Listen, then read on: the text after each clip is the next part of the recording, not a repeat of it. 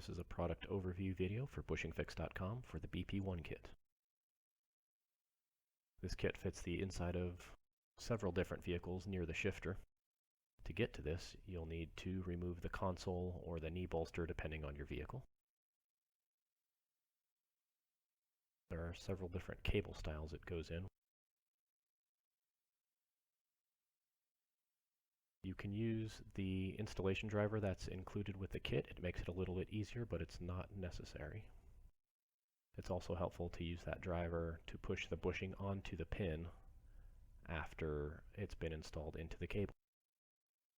Some pins have a retaining clip, and if you remove one of those when you take this apart on the pin, you'll want to save that to put it back in when you're done. Other pins have a slightly larger head like the one shown in that picture there. Use a small amount of grease included with the grease packet. And the complete instructions are located on the website. You can order at BushingFix.com. Thanks again.